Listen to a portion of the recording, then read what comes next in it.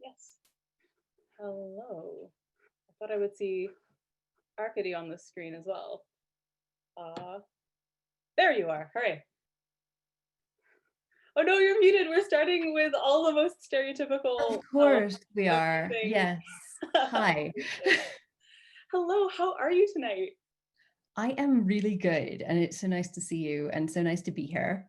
Likewise. Oh, and I just realized I'm just going to go through all the possible shambles. My microphone is not actually plugged in for some reason. Hopefully this will be okay.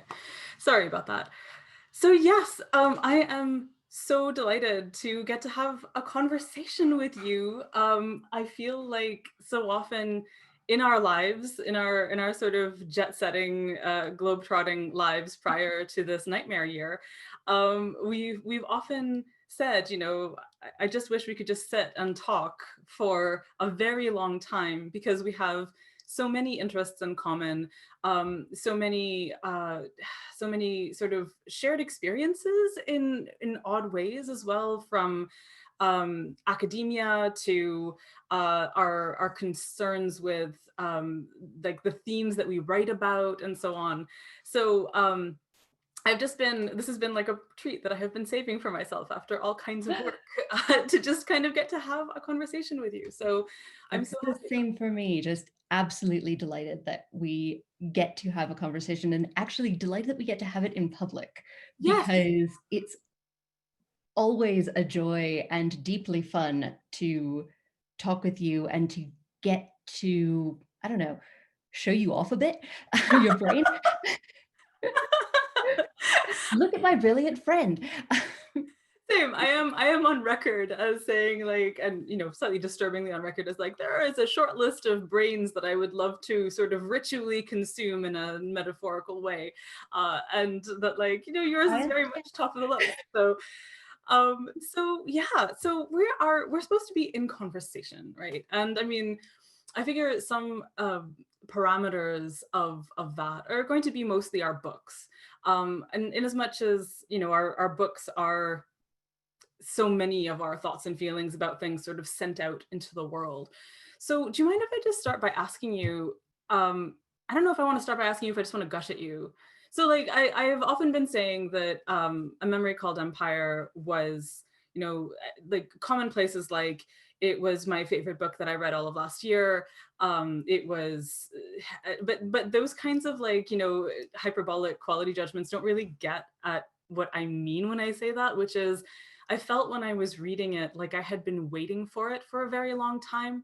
That I had that it was not only speaking about things that concerned me in terms of the aspects of empire and dynamics of power and all of that, but that it was speaking about those things in a way that felt passionately and intimately familiar.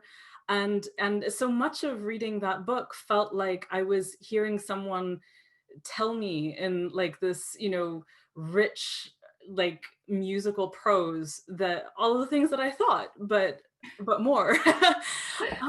So I was wondering if you would just talk a little bit about, the genesis of that project, and where maybe some of the concerns that animated it, because I know as a reader what came across, but I always love to hear authors talking about all of the other Yeah. things. Yeah. So, A Memory Called Empire was the first novel I ever wrote. And I mean that in Which is a infuriating as well. I didn't know what I was doing, which may be why I did it right. And I started it right after I finished my PhD. I handed in my dissertation. I passed my dissertation defense. I went to Arizona for complex reasons and was living in a terrible, tiny dorm room with a roommate that slept all the time learning Armenian, and decided, oh, clearly I have finished a giant project. I need a new one. I will write a novel now. It took a while after that, but that's when I decided to really do it. And so much of this book came out of the PhD I had just done, Mhm. and also my continuing horrified romance with empire, power, and propaganda, which was part of the PhD I did and also part of the postdoctoral fellowship I had in Sweden several years later. And the PhD was in Byzantine history with a sort of sub-concentration in classical Armenia, and the interaction between this universalizing empire and the very real experience of the borderland. Mm-hmm. My PhD was on the letters of Byzantine diplomats and provincial governors back to Constantinople, so from the border to the center. Right. And later, when I was doing a postdoc, I worked on historiography and sort of narrative storytelling and how narrative storytelling is used to deal with the trauma of being on a borderland and like make the world understandable again, and how that shows up in historiographies. So it's a fascination and a compulsion, and I spent about a decade of my life thinking about it. And one of the things that I notice, and it's actually something I'd like to sort of give back to you as a question, is as an academic, we are not encouraged to express our emotional attachment or fascination with the subjects we study. And I know from my own experience and from talking to many other academics that most of us have that deep emotional valence to our work. And I certainly did about my work as a Byzantinist. And there was no way to write about it the way I wanted to write about it. Mm-hmm.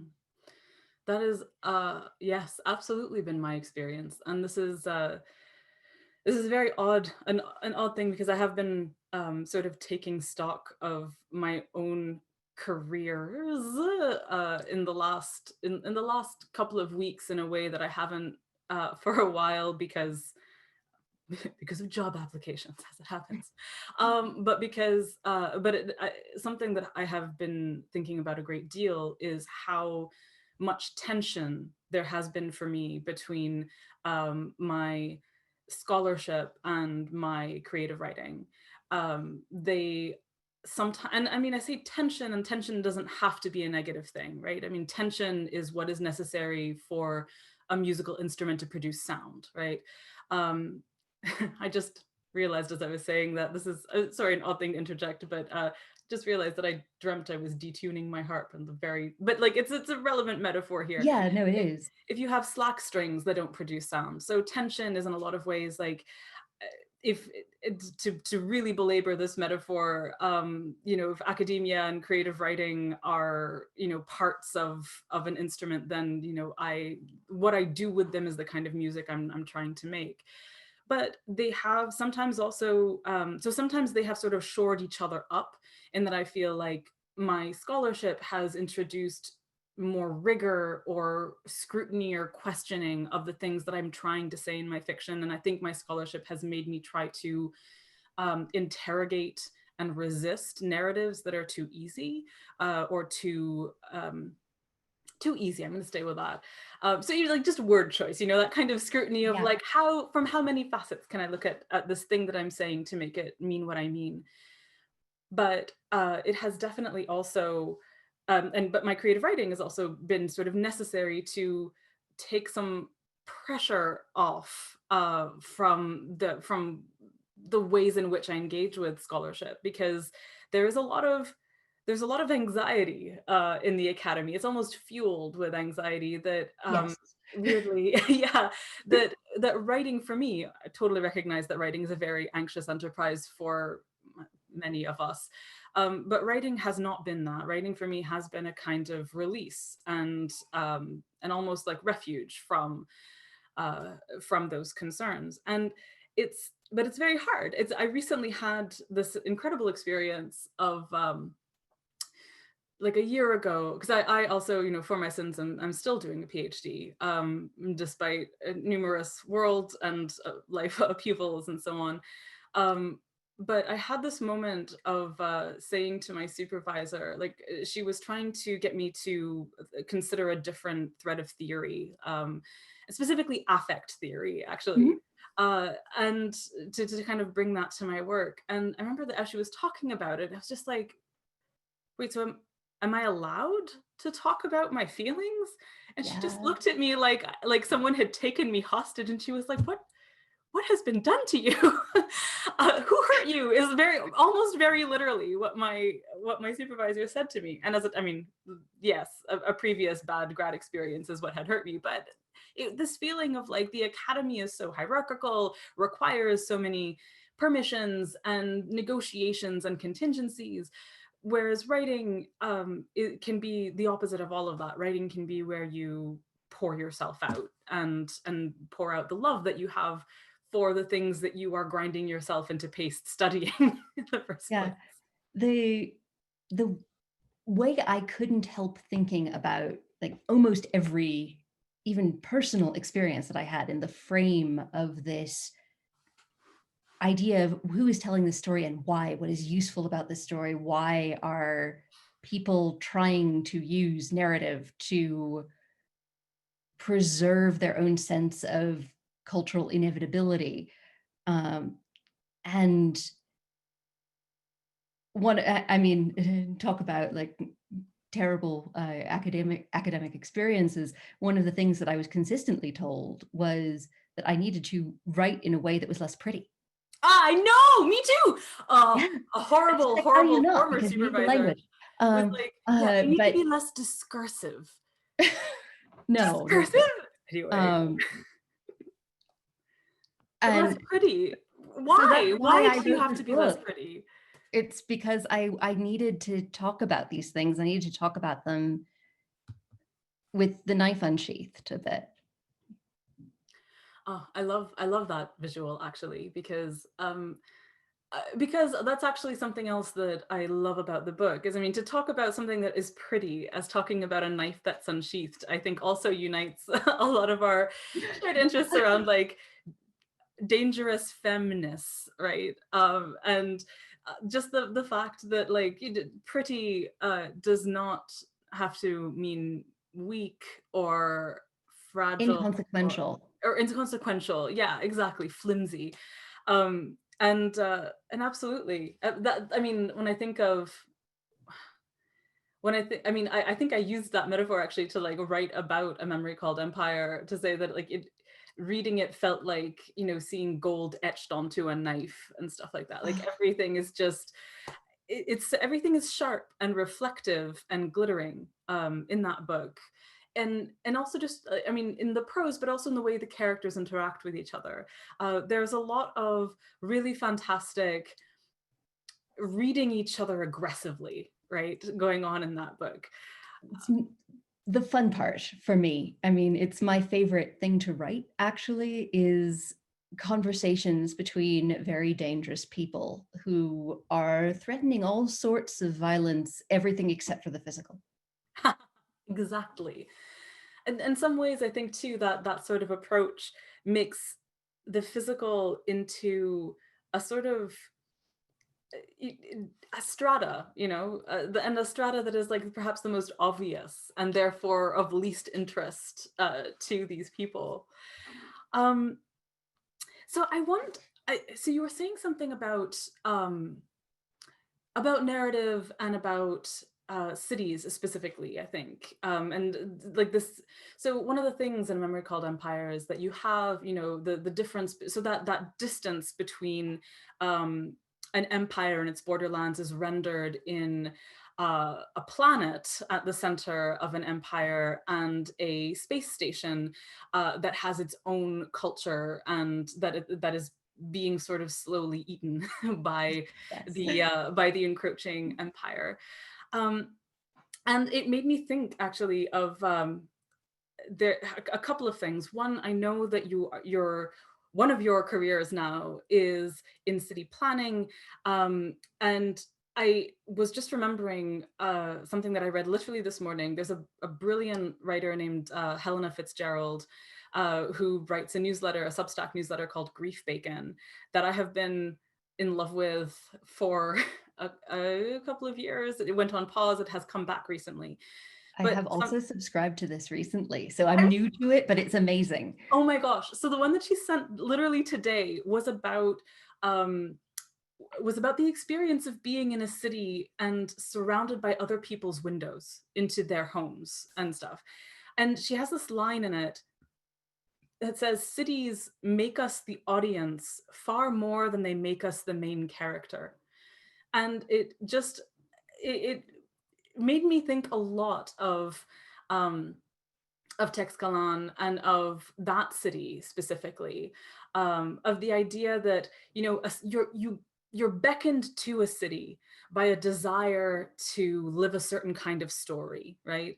And that is, I mean, that's in our world, you know, there are some places that are more storied than others, but there's a very literal dimension in which, and this felt very familiar to me, as, you know, actually I'll put that aside. There's too much to say. It felt very familiar to me, as the desire to not only enter the empire for its centrality in the physical world, but to enter its centrality in stories, Yes. and to kind of live through those stories. And I wonder if you wanted to talk a little bit about that, and I think especially in a that now you are planning way, cities. the I mean, the physical centrality of the jewel of the world, which is Constantinople, which is also New York, which is also every city I've ever loved. I mean, I built this book as a trap for me. I did, very deliberately, actually. I built it as a trap for me because that was the only way I could make it work. And the only way I felt like it was sort of justified to myself to make something as horrible and as beautiful as Texkalan is if it would have worked on me. Right. If I would absolutely have fallen. Oh my God. So Beautiful way of putting it. it's the city is not just the physical center, but the absolute narrative center. It has this enormous gravitational pull. And that is something that I see all the time in actual cities. Cities have a huge narrative gravitational pull. Just this deep sense of you go to a city and there is a story about that. There's several stories about that. There's good ones and bad ones. And they are told from various perspectives, including those who are left behind or those who have always been there. But the narrative pull of a city is like the narrative pull of an empire, but not necessarily as destructive. I mean, it can be, right, but it doesn't have to be, I think, because a city doesn't universalize out. Unless it's like a city state, but a city is a singular thing. It eats a story, it eats a person, but it does that by internalizing them into the city. But it doesn't insist that the members of the city and the members of the city story then go out and say, this is the only story there is. And exit the city and bring it with them. That is... Empire always does that for me.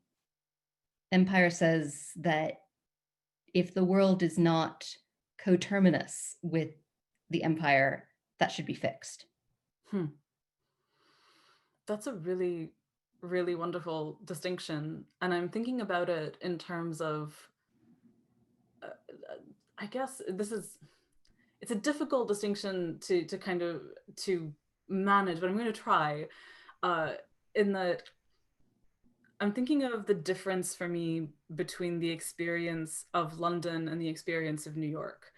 And these are both cities that I've not lived in either of them. I've spent a great deal of time visiting them. I lived in the UK for 6 years, but not in London. Actually, in in the peripheries, and as much as I was living in Cornwall and then living in Scotland, most places that I have lived actually have been in spaces of sort of contention, in terms of, like, I lived on the border between Ontario and Quebec. I lived in Lebanon, in terms of like Lebanon, Syria, France situations. Cornwall has its tensions with England. Scotland has its tensions with England. And I feel like in each time I've lived in the place that was smaller, basically. So these gigantic cities that, as you say, have a gravitational pull. These are both places, New York and London, where there's also a sort of positive feedback situation of they exist as kind of beacons to storytellers who want to go and experience the history and lineage of the place in order to then write more lineage and history of the place. And so there's a kind of constant reinscribing in both places. But my experience of London was of being sort of overwhelmed by the history of empire, the length and so on of it, and specifically of literary history, because that's what I was studying, that's what I was in love with, and so I was drawn very naturally to like places with plaques on them, you know, Yeah. and absolutely, you know, engaged in the kind of literary tourism that constantly tries to shed itself. You know, I want to come to this place, but I want to be part of this place, but it resists my being part of it in all these ways. But when I went to New York for the first time, I was astonished at a few things. One of them was how completely insufficient and misrepresenting was my idea of New York, because it was received from television mostly. And that was not what I experienced when I went. But also the fact that New York felt like a country in a way that no other city that I have been in did. New York felt like it was so composite, like so full of different experiences, and I felt like the stories that I was being brought to experience were the stories of people's lives there. And obviously there are many reasons for why these differences are there. I was 16 the first time I went to London. I was, you know, 30 the first time I went to New York. There was a lot of life in between, and in the case of New York, I was very deliberately trying to see the city that my friends lived in, as opposed to kind of I don't know, a more cinematic experience of it. But I'm still constantly thinking about those differences, about a place that sort of imposes itself on you, and a place that sort of tries to seduce you into staying. And those were very much my experiences. So I'm a New Yorker, as in I was born in Manhattan. Right. And lived there for the first 18 years of my life, and then again for another 5 years in my 20s. And ever since then, I have been orbiting New York, going in and out, never quite being able to stay. So my experience of New York is, I don't know, existential, in the sense that I don't have much of a sense of myself without that city. Mm-hmm. And I want to ask you if you've ever been to Istanbul. I have not. I have not. Someday, in a world which has better politics than the one we have now, you should go to Istanbul, because Istanbul also feels like a country. It's Oh. the only other one I've found. And I mean, there are lots of cities I haven't been to yet. Mostly everything east of, how far east have I ever been? Yerevan. Yerevan is as far east as I've been. So everything in Asia, I would really like to experience someday. But what you say about New York feeling like a country is something that I experience as a very complicated kind of American.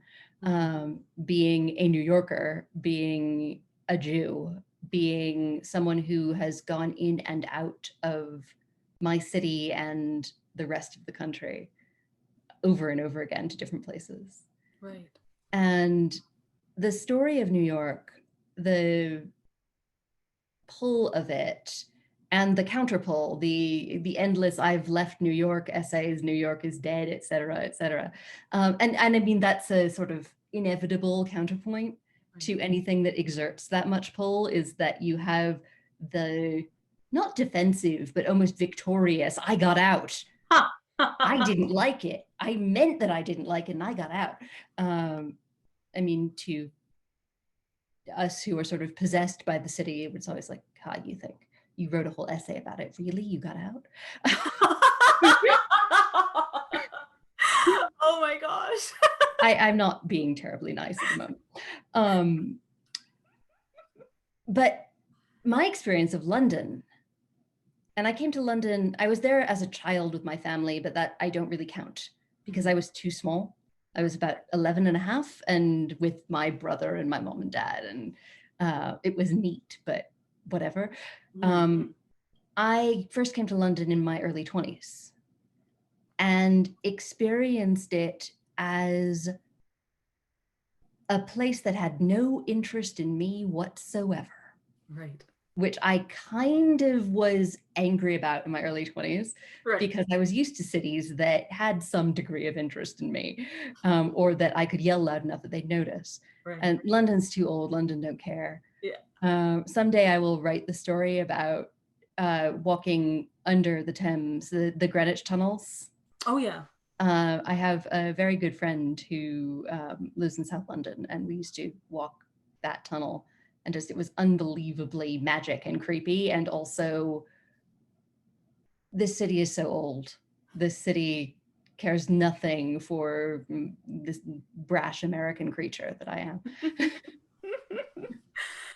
Oh man, I will say like I do love London very much. But I love London with a sort of firm boundary in place of I know that I will never live here, and I don't want to allow myself to be I would to think of myself in London is to always think of myself at sort of several degrees of remove to see like how much am I allowing myself to want this thing, and I have to stop because I know it's not going to want me back in a sort of way.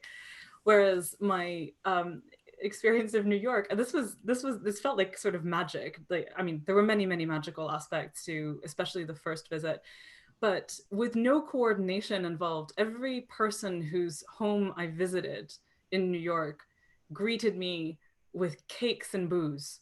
And it was just like this Yeah. amazing, like, I didn't, and it was always exactly what I wanted. It was always like this kind of magic, but it was like just cakes and booze, cakes and booze. And I was like, this feels like a song about it's cakes and wine for you, my dear. You can drink while you are able. Um, and it was just I just felt a tremendous hospitality, and obviously it's because my friends were there. I mean, I want to not anthropomorphize these cities too much in this respect, but I felt that I mean that truth is sort of not entirely separable from the character of the city. Certain people are drawn to certain parts of certain cities for certain reasons. But I want to come back to this idea of exile because the way that you talk We've about been dancing around it for the past 5 minutes. exactly. So, do you think of yourself as an exile in in a similar way to what you have been writing in your novels, but also like the scholarship that you did of people who were in the borderlands and kind of reiterating their ideas of the center and stuff? Do you feel that way about New York? Yes and no. It's a harder question than it used to be because I really like where I am now. Mm. If we'd had this conversation 2 years ago when I was living in Baltimore, or 5 years ago when I was living in Uppsala in Sweden, I would have said absolutely 100%. But I rather adore the state of New Mexico and where I have come to do work that matters to me. Mm. So exile is different when you are enjoying it. But in the sense of relating this back to how I deal with the ideas of exile in memory, and even more so in the new book, which is coming out in March, in Desolation, where it's a much more stated theme Mhm. than it is in memory, is a kind of exile of the mind, less than an exile of the physical body. Huh. Um, in what way can a person be first welcome and then unwelcome, no matter if they are still there? Sorry, just getting chills as well. Mm. Is okay, so two questions there. Is Desolation a direct sequel? Is it Yes, the same characters? And same is there, characters. because I've read the, I think I can't remember if it was a prologue or the first chapter. I don't know if You Don Juan. got both. It was on IO9. Oh, that's right.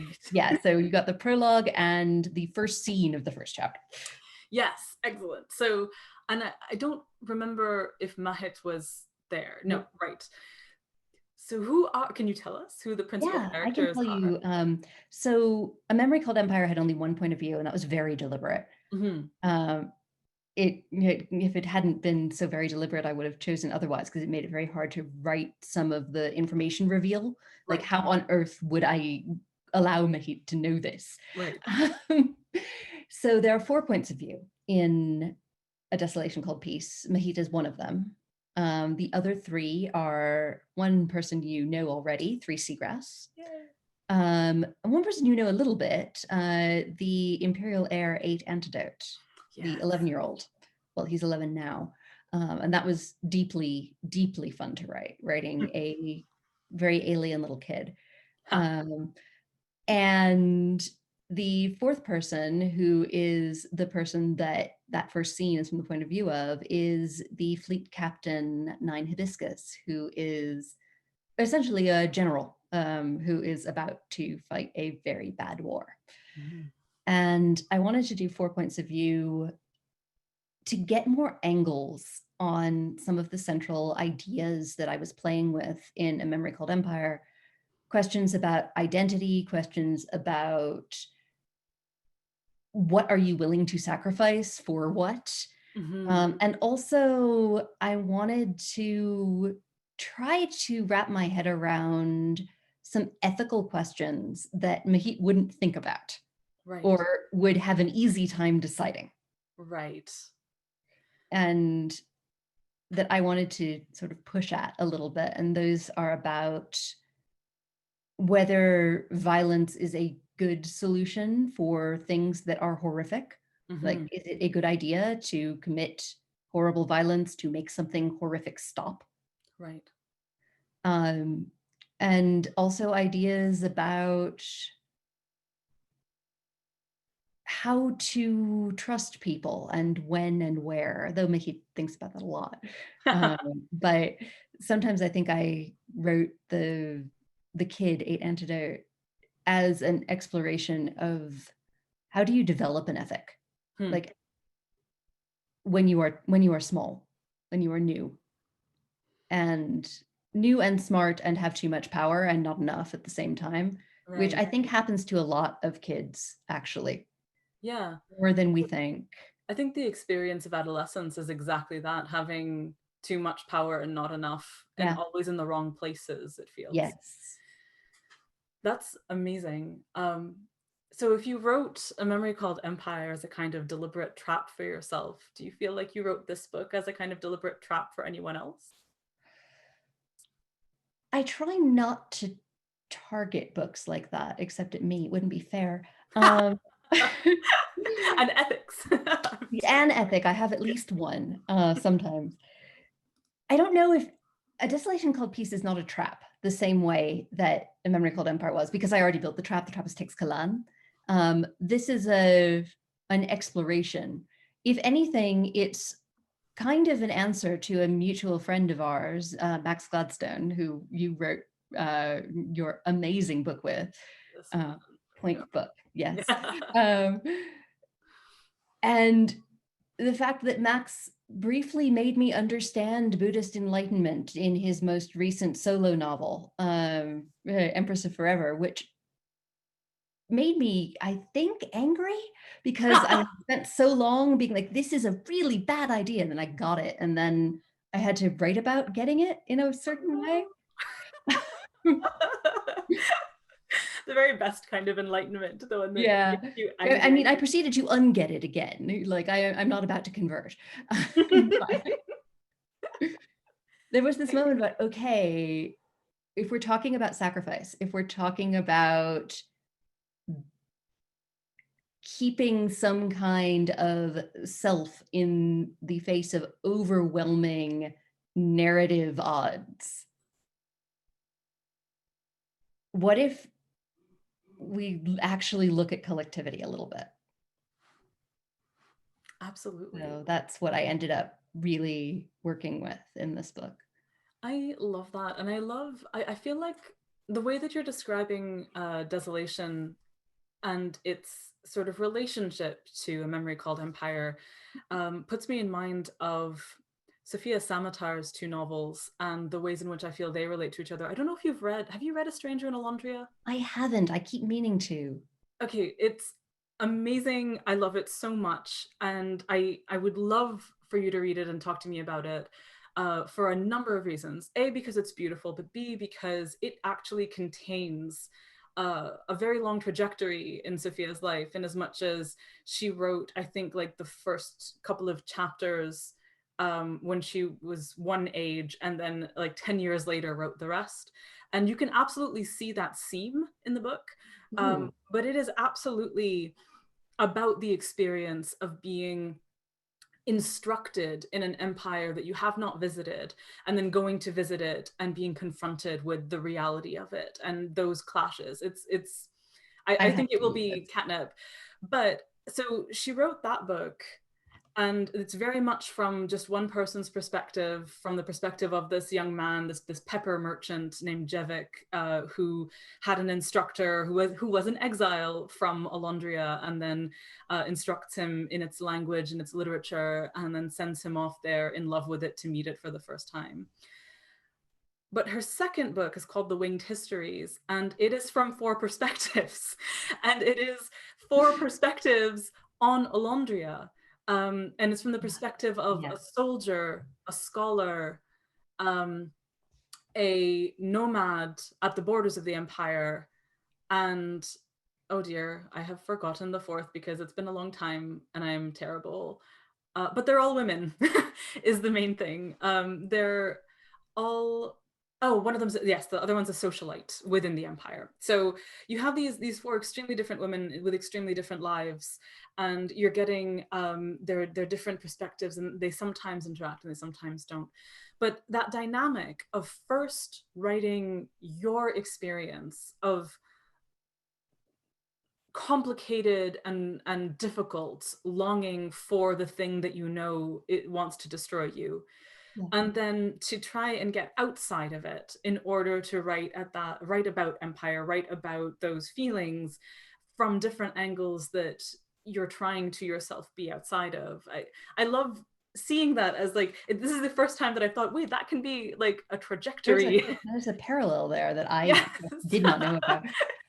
I mean, yeah, in a lot of ways, especially because I wrote Memory over a 4-year period, which Mhm. I think is fairly standard for a first novel, for like the novel that is the first one you publish.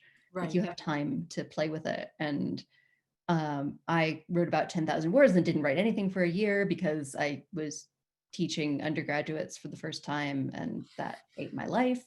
Yep. Um, but I wrote Desolation in about 18 months. Wow. And that was a very different experience. And also, I was a very different person. Mhm. Um, no less fascinated, no less horrified by the subjects of empire. But I wrote all of Desolation after the 2016 election and after rethinking what I was going to do in the world. Huh. After I left academia as a practitioner, mostly. I mean, I still do some. It's never, one is never over. And moved into, I mean, I describe what I do now as I work in politics. I trained as a city planner. I ended up specializing in climate change and energy policy. Mhm. And that's what I work in now. And while A Desolation Called Peace is not about what I do now, there's a hopeful new book that is more about that in like 2 years, something like that. Um, it is a book that I was writing from a very different place. Mhm. As someone who was in many ways no longer frictionless on the face of the earth, no longer trying to move every 6 months, integrate into culture after culture and never quite stay. Right. I wrote it from a place of much more stillness, which I think means that I thought a lot more about what people want to preserve. It's just striking me now that you wrote A Desolation Called Peace in a desert, which I... No, actually, I Oh, wrote it in Baltimore, which is oh, a you... swamp. Okay. Whoops. That's right. You were working on the... I was confused to the books. I always do this with like my friends who write multiple novels and the times at which they're doing them. But I love that. So I've just realized the time. It is Oh gosh. 8:44, and that's fine. But it is time, I think, to turn to the lovely box of questions over here. So these are lovely questions. So Kat Manning asks, hello Kat, are the 4 points of view in Desolation connected to the 4 cardinal directions, or is that a happy accident? The answer I want to tell you is yes, of course they are, because that would be appropriate and correct, and I could make a case. But they're not, and I will make up a reason why, and my made-up reason why is that directions in Teixcalan are not 4, but 6. So I would have needed 2 more. I love that. Are there any directions on Ucel? I mean, there have to be some. There's definitely right and left. Right. And there's like up and down also, because there are different levels of the station. Mm-hmm. So there's definitely directionality, but you don't have east, west, north, south. Right. But you have, exactly, you have instead lineages of pilots to kind of... Amazing. Cool. So done that. It's my first time using this chat box thing. So Ren Cannon asks, I was curious about Martine's use of Sir as an honorific in A Desolation Called Peace for female characters. I loved the book. It's the only new book this year I devoured with this radiant sense of joy. But the Sir bit seemed a little off. I'm genuinely curious and grateful for the book. So gender in Teixcalan is really interesting in the sense that it's not interesting to Teixcalanli people at all. They do not care. They've got it. They have gender, and it mostly fits into versions that Earth humans would recognize in the same sort of distribution that you have a lot of people who identify masculine, a lot of people who identify feminine, and then a lot of people somewhere in the place between.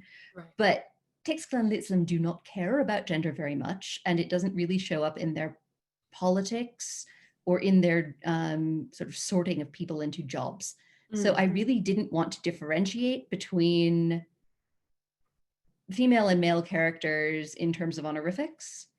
And I defaulted to the male one, the Sir, because it is more unmarked, which is a failure of the English language, but true. Right. I totally see that. I was, what was I going to say while you were saying that was, oh, yeah, just, it never occurred to me to wonder this before. This is my question, not from the chat, but do you have a sense of the world of A Memory Called Empire and Desolation as being post-Earth? Like, does Earth exist there somewhere, or is it totally other? It's a question that I've actually deliberately never decided. You can read it either way. Awesome. Certainly, if it is a far future, it's a far future, multiple thousands of years. Right. And there does not really seem to be in the like historical consciousness of the various different civilizations out there a sense of one singular human origin planet. But that doesn't mean there wasn't one. Right. It just means it was a long time ago. Right. So you can read it either way. Awesome. I love that. So a couple of questions from Raphael. How do you see the relationship between science fiction and culture, or the boundaries between science fiction and reality? That is a complicated question. It is. It's very big. I'm trying to think of like in terms of I mean, I guess you could ask, it's sort of chicken and egg if you're going to talk about which one produces the other and stuff. But uh, boundaries between science fiction and reality. There's also another question from Raphael if we want to like percolate that for a bit. Yeah. Do you feel like the key aims of science fiction as a genre have changed considerably or not? In the sense of, is sort of quote unquote classic science fiction different from modern science fiction? Yes, because classic anything is different from modern anything. But also I kind of want to explode that question a little bit and be like, from whose point of view? Right. And from which classic? Like, are we talking about the Cold War era Anglophone science fiction of the golden and silver ages? Right. Or are we talking about the lineage of Like, Russian avant-garde science fiction or Pakistani, or I mean, there's a lot of classics out there. exactly. I concur with that. And also to my like I've actually been really fascinated from a different perspective in that like there have been a lot of conversations happening in the socials media lately about canon and canonicity and specifically I mean, I think Sarah Gailey had a whole series Yeah, it was on great. their blog about, personal canons, what books did kind of formed you that that maybe aren't usually considered canonical and stuff. So I think there's a lot of this in the air right now, but I've actually found a lot of fascination in the fact that my partner um, was reading these conversations and going, a lot of people are also talking in a very disparaging way about like the literature of the 50s specifically, like American British science fiction in kind of pulpy magazines in the 50s. But I kind of just want to know what it is. So he's actually been like finding that and reading it and going, there is a lot more here than what became canonical. Like Mm-hmm. the same way There's that some I'm really interesting, really weird stuff from that yeah, era, he and found it's some like really profoundly alien. it is well specifically there are all these flashpoints where you can sort of see different conversations about gender uh like that go along different paths. Like there he found a story with like a, a cis man having a relationship with a non-binary alien in a way that actually didn't seem icky or terrible. It was like very tender and affectionate and thoughtful. I am both Anyway, not surprised and delighted and want to know what this story is. yeah, Um, I will find you the yeah, title because I don't remember off the top of my head. But it's one of those things basically where, and I think that this is relevant to talking about the production of culture and the sort of inheritance of hegemonic authorities and empires. The past, I think, always has the potential to look a lot more like our present than we necessarily allow it to. That there's so much in between us and the experience of other humans that lived decades before us that has been shaped and narrativized according to people in power. So the image that we have of an era is always going to be a model that someone decided on that has elided a great deal of the ferment and complexity and sophistication of the conversations and the interactions that people were having. I think when you see a canon of any kind, the thing to ask is, to whom was this useful? Yes. Oh, that's a very good question. Because they're tools ultimately, right? They are All um, preservation and retelling is a tool for somebody. exactly. So we are going to have to begin to wrap up soon, but I think there's time for a couple of other questions. So Gretchen McCullough is in the chat. Hello, Gretchen. And she's asking, this is a great question because I know the answer. Have either of you read The Traitor by Cormorant? Just thinking Indeed. of other books that have the parallel fascination, horror, and empire. Yes, we have. Yes, we have. And we have talked about it at length. Yeah. But I will say one thing I do want to say about, so I don't know if have you read the most recent one? The Tyrant, not Yeah, yet. Again, it's on my shelf and the pandemic ruined my year. So I have read exactly. far less than I wanted to. So I have read it, and it is so brilliant and wonderful. And it's been extremely upsetting to me that I mean, obviously this year and everything, but I have seen nothing about it I in terms of know. marketing and stuff.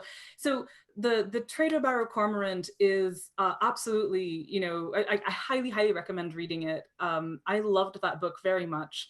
As did Um, I. yeah, and it is a much, it is a much more, I think, I don't want to just say dark, but like it is a much more deliberately upsetting take on that relationship between the border and the center of an empire. Um, and it is, I mean, I think I've seen Dickinson's talk specifically about using the kind of brutality in the opening chapter as a kind of content warning. Like, if you were not here for this, this book is probably not for you, basically. Brutality is the right word. Mhm. And it's something actually that, I mean, I've written about Vera Cormorant a bunch and talked with Seth Dickinson, who is a brilliant writer in person. Agreed. And the brutality there is incredibly crafted, extremely deliberate, 1000% about complicity, Mm-hmm. and about the reader's complicity as much as the characters, and the willingness of the reader to go past that first chapter, which is something that really interests me, actually. So Yes. if you do get past that, what does that say? What are Exactly. you willing to do, experience, and think? And it is completely not what I did. I did something completely different. And it's the comparison is, I think, for me as a writer and as a person living in a slowly or sometimes quickly collapsing imperial state, um, sort of illustrative of what I'm prepared to countenance. What was I willing to write about? Am I willing to write about seduction? Yeah, I am. Complicity? Yes, absolutely. But am I willing to linger on the brutality to the point where it is as clear as it has to be? I don't think I was or am even. Right. And it's something I admire in the entire Barracomer sequence, though at the same time, I had some philosophical arguments with a portrayal of empire, which is almost purely brutal. Because I Yeah. don't think it works. I don't think you can like have it stand up in the world. This is the thing about those books and this is why I appreciate so much the sequels after that one, Yeah. because they break the world open and they show a different empire that operates in an opposite way. In like when you get to the Oriatimbo, it's like shows an empire that has different foundational principles, and different perpetuation methodologies, and it is so One fascinating. way to put it. And yeah, and like the third book, I will say, like if you have found this is like more general, if you found the first two very brutal, the third one will bring you the kind of final like catharsis and oh my god, a good thing finally happened release sort of thing, that without spoiling things, I really want people to read it. So can I keep an eye on the time? So very last question and then we need to wrap up. But so Adam asks, Adam says some very lovely complimentary things, and then asks, I'd love to hear more from Arkady about the inspiration for Texkalanli poetry as it relates to her research in Byzantine and Armenian history. So the poetry contest chapter in A Memory Called Empire is 1000% taken nearly directly from real things that happened in the Byzantine Empire in the 10th and 11th and 12th centuries. Having court poetry contests, which basically you win them by being the best at making references to other things. and doing it in meter and on a subject that you may not know until you have to do it. That's absolutely part of Middle Byzantine culture, and I sort of gleefully stole it. And because, I mean, I love poetry. I'm not really a poet. I've written a couple of poems that are good, but I don't know how to do it. I mean, I don't consider myself a poet because I don't have any control over the craft. Right, I see. It's not part of your regular practice. Yeah. The times that I've gotten it really right, I haven't known why. So this just makes me want to give you more opportunities to write poetry. I'm just sitting here going, yeah, like, I mean, I could try. I mean, I like doing it. So one of the things I did when I decided to include the poetry, like the actual lines of it in Memory Called Empire, was, for one, I had to not make it drive people out of the flow of the story. If the book was written in Text Kalanli, there would be a whole lot of formal aspects to that poetry. Rhyme, syllable count, caesura, emphasis, a whole ton of things. If I did any of that in English, it would read twee.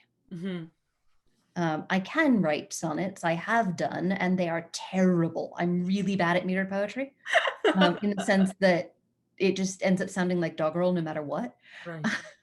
So when I decided I wanted to use the poetry, the inspiration I actually used was English translations of medieval Chinese poetry, and also sort of Meiji Empire Japanese poetry, but translated into English. So you have this incredibly imagistic, very referential, but simple in terms of language and phrasing kind of poetry.